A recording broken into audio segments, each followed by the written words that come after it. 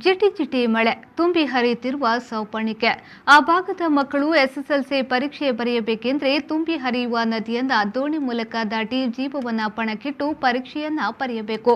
ಆದರೆ ಮಕ್ಕಳ ಸುರಕ್ಷತೆಗಾಗಿ ಖುದ್ದು ಡಿಡಿಪಿ ಉಡುಪಿಯಿಂದ ಬಂದು ಪರೀಕ್ಷಾ ಕೇಂದ್ರಕ್ಕೆ ದೋಣಿಯ ಮೂಲಕ ಮಕ್ಕಳನ್ನ ಕರೆದೊಯ್ದ ಅಪರೂಪದ ಸ್ಟೋರಿಯನ್ನ ನಾವಿವತ್ತು ನಿಮ್ಮ ಮುಂದೆ ಇಡ್ತಿದ್ದೇವೆ ನೋಡಿ.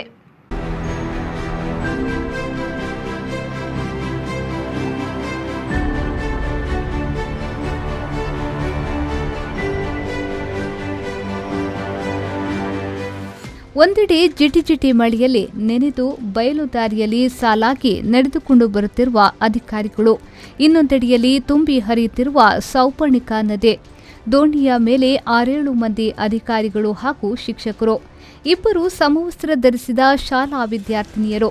ಆಗಾಗ ಬೀಸುವ ಸುಳಿ ಗಾಳಿಯ ಒತ್ತಡದಿಂದಾಗಿ ಆಚಿಂದೀಚೆಗೆ ಅಲುಗಾಡುತ್ತಿರುವ ದೋಣಿ. ತಮ್ಮ ಮಕ್ಕಳ ಭವಿಷ್ಯಕ್ಕಾಗಿ ಕೆಲಸ ಬದಿಗುತ್ತಿ ಸ್ವತಃ ನಾವಿಕರಾದ ಮನೆಯವರು. ಕಳೆದ ಕೆಲ ದಿನಗಳಿಂದ ನಿರಂತರವಾಗಿ ಸುರಿದ ಮಳೆಗೆ ನದಿಗಳು ತುಂಬಿ ಹರಿಯುತ್ತಿವೆ. ಈ ನದಿಯ ಮೇಲೆ ದೋಣಿಯ ಮೂಲಕ ಹಾಗೊಂದು ಹೀಗೊಂದು ಹುಟ್ಟು ಹಾಕಿ ಬರುತ್ತಿರುವ ಈ ಭಯಾನಕ ಚಿತ್ರಣ ನೋಡಿದ್ರೆ ಎಂಥವರ ಎದೆಯೂ ಒಮ್ಮೆ ಜಲ್ ಅನ್ನಿಸದಿರದು. ಇದು ಮರವಂತೆಯ ಕುರುದ್ವೀಪದ ವಿದ್ಯಾರ್ಥಿಗಳ ನಿತ್ಯದ ಬದುಕಿನ ಚಿತ್ರಣ.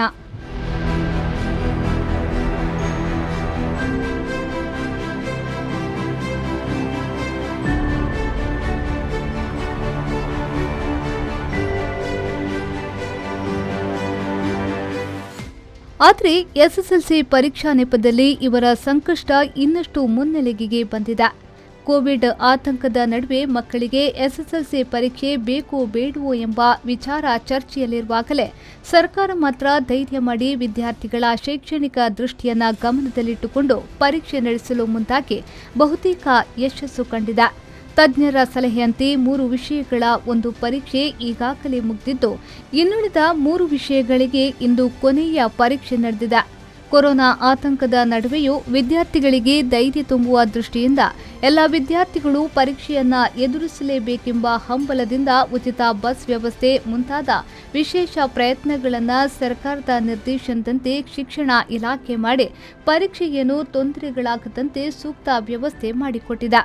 ಬಸ್ ವ್ಯವಸ್ಥೆ ಇಲ್ಲದ ಭಾಗಗಳಿಗೆ ವಿಶೇಷ ವಾಹನದ ವ್ಯವಸ್ಥೆಗಳನ್ನು ಮಾಡಿ ಶಿಕ್ಷಕರ ಮುತುವರ್ಜಿಯಲ್ಲೇ ವಿದ್ಯಾರ್ಥಿಗಳನ್ನು ಪರೀಕ್ಷಾ ಕೇಂದ್ರಗಳಿಗೆ ಕರೆತರುವ ಅವಕಾಶವೂ ಕಲ್ಪಿಸಲಾಗಿದೆ.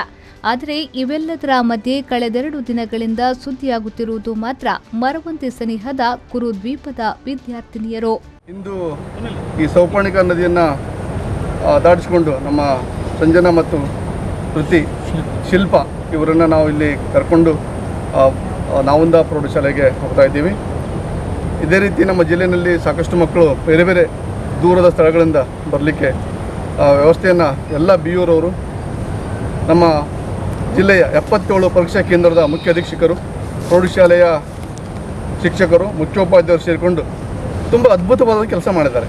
ಕೋರ್ ಸಬ್ಜೆಕ್ಟ್ನಲ್ಲಿ ನಮ್ಮದು ರಾಜ್ಯಕ್ಕೆ ಫಸ್ಟ್ ಜಿಲ್ಲೆ ಅಟೆಂಡೆನ್ಸ್ನಲ್ಲಿ 99.9 ಆಗಿದೆ. ಸುಮಾರು 13,329 ಮಕ್ಕಳ ಪೈಕಿ ತುಂಬ 99.9% ಮಕ್ಕಳು ದಾಖಲಾಗಿದ್ದಾರೆ. ಹಾಗೆ ನಾನು ಒಂದು 2-3 ಮಕ್ಕಳು ಕೂಡ ಸಂದರ್ಶನ ಮಾಡಿದ್ದೀನಿ ಮೊನ್ನೆ ಬೆಳ್ಮಣ್ಣದಲ್ಲಿ. ಮಕ್ಕಳು ಕೂಡ ತುಂಬ ಉತ್ತಮ ಉತ್ತರಿಸಿದ್ದಾರೆ. ಅರ್ಧ ಗಂಟೆ ಮುಂಚೆನೇ ಮುಗಿಸಿದ್ದಾರೆ. ಅಂದರೆ ಅಧ್ಯಯನ ಚೆನ್ನಾಗಾಗಿತ್ತು ಅಂತ ಅರ್ಥ. ಹಾಗೆ ಮಕ್ಕಳ ಬದುಕಿನಲ್ಲಿ ಈ SLC ಪರೀಕ್ಷೆ ಅನ್ನುವಂಥದ್ದು ಪ್ರಥಮ ಘಟ್ಟ. ಅದಕ್ಕಾಗಿ ಈ ಒಂದು ಪುಟ್ಟ ಬಾಲಕಿಯರು ಉತ್ತಮವಾದ ಬದುಕನ್ನು ಕಟ್ಟಿಕೊಳ್ಳಿ. ಬೈಂದೂರು ವಿಧಾನಸಭಾ ಕ್ಷೇತ್ರದ ಬೈಂದೂರು ವಲಯದ ಮರವಂತೆ ಸರ್ಕಾರಿ ಪ್ರೌಢಶಾಲೆಯ ಶಿಲ್ಪ ಹಾಗೂ ಸಂಜನಾ ಅವರ ಮನೆ ಕುರುದ್ವೀಪದಲ್ಲಿದೆ. ಇಲ್ಲಿಂದ ಊರಿಂದಾಚೆಗೆ ಬರಬೇಕಂದ್ರೆ ಒಂದೇ ಮರವಂತೆ, ಇಲ್ಲವಾದ್ರೆ ನಾಡ ಮೂಲಕ ಸಾಗಿ ಬರಬೇಕಾಗುತ್ತದೆ. ದೋಣಿಯ ಮೂಲಕ ಬಂದ್ರೂ ನೇರ ರಸ್ತೆ ಸಿಗುತ್ತದೆ ಎಂಬ ಊಹೆ ನಿಮಗಿದ್ರೂ ಅದು ಸ್ಪಷ್ಟ ಸುಳ್ಳು. ದೋಣಿ ಮೂಲಕ ಸಾಗಿ ಬಂದ್ರೂ ಇಲ್ಲಿನ ವಿದ್ಯಾರ್ಥಿಗಳು ಬಯಲು ದಾರಿಯಲ್ಲಿ ಮತ್ತೆ ಅರ್ಧ ಕಿಲೋಮೀಟರ್ಗೂ ಅಧಿಕ ದಾರಿ ನಡೆದುಕೊಂಡೇ ಕ್ರಮಿಸಬೇಕು. ನಿರಂತರವಾಗಿ ಸುರಿದ ಭಾರಿ ಮಳೆಯಿಂದಾಗಿ ಪರೀಕ್ಷೆ ಬರೆಯಲು ಬರಲು ಈ ವಿದ್ಯಾರ್ಥಿನಿಯರಿಗೆ ತುಂಬಾ ಸಮಸ್ಯೆಯಾಗಿತ್ತು. ಈ ಬಗ್ಗೆ ಪರೀಕ್ಷೆಯ ನೋಡಲ್ ಅಧಿಕಾರಿ ಕರುಣಾಕರ್ ಶೆಟ್ಟಿಯವರ ಗಮನಕ್ಕೆ ಬಂದಿದ್ದು, ಶಿಕ್ಷಣ ಇಲಾಖೆಯ ಮಕ್ಕಳನ್ನ ಕರೆತರಲು ಎಲ್ಲ ವ್ಯವಸ್ಥೆಗಳನ್ನ ಮಾಡಿದೆ. ಡಿಡಿಪಿಐ ಹಾಗೂ ಬೈಂದೂರು ತಹಶೀಲ್ದಾರ್ ಮರವಂತೆ ರಾಜ್ಯ ಹೆದ್ದಾರಿಯಿಂದ ಅರ್ಧ ಕಿಲೋಮೀಟರ್ ಬಯಲು ದಾರಿಯಲ್ಲಿ ನಡೆದು ಆ ಬಳಿಕ ದೋಣಿ ಮೂಲಕ ಕುರುವಿಗೆ ಪ್ರಯಾಣ ಬೆಳೆಸಿ ಮತ್ತೆ ಅದೇ ದೋಣಿಯಲ್ಲಿ ವಿದ್ಯಾರ್ಥಿಗಳನ್ನು ಕರೆತಂದು ಪರೀಕ್ಷಾ ಕೇಂದ್ರಕ್ಕೆ ಸುರಕ್ಷಿತವಾಗಿ ಬಿಟ್ಟು ಗಮನ ಸೆಳೆದಿದ್ದಾರೆ. ಮಕ್ಕಳ ಬಗೆಗಿನ ಶಿಕ್ಷಣ ಇಲಾಖೆಯ ಈ ಕಾಳಜಿಗೆ ಸಾರ್ವಜನಿಕರು ಶ್ಲಾಘನೆ ವ್ಯಕ್ತಪಡಿಸಿದ್ದಾರೆ.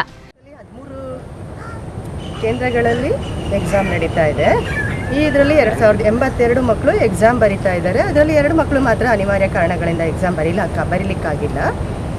ಈಗ ಏನಾಗಿದೆ ಅಂತ ಹೇಳಿದ್ರೆ 2080 ಮಕ್ಕಳು ಎಕ್ಸಾಮು ಈ ಶಿಕ್ಷಣ ಇಲಾಖೆ, ರಕ್ಷಣಾ ಇಲಾಖೆ ಹಾಗೂ ಕಂದಾಯ ಇಲಾಖೆಯ ಸಹಯೋಗದೊಂದಿಗೆ ಯಾವುದೇ ಲೋಪ ಇಲ್ಲದಂತೆ ನಮ್ಮಲ್ಲಿ ಎಕ್ಸಾಮು ಪೂರ್ವ ನಿಯೋಜಿತ ಆದಂತೆ 19 ಮತ್ತು 22ನೇ ತಾರೀಕು ಎಕ್ಸಾಮ್ ಆಗಿದೆ.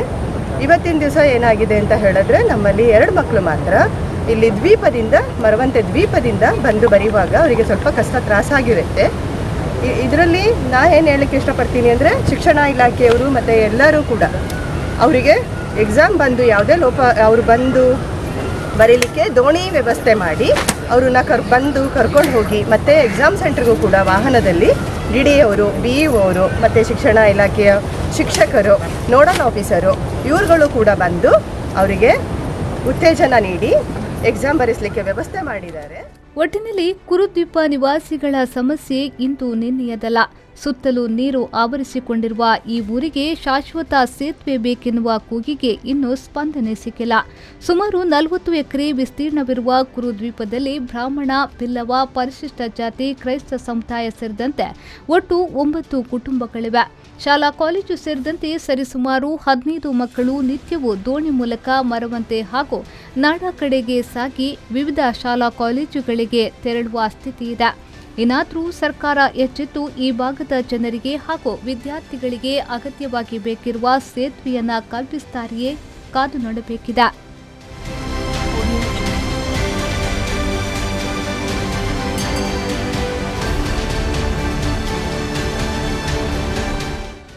ಶ್ರೀಕಾಂತ್ ಹೆಮ್ಮಾಡಿ, ವಿ4 ನ್ಯೂಸ್, ಕುಂದಾಪುರ.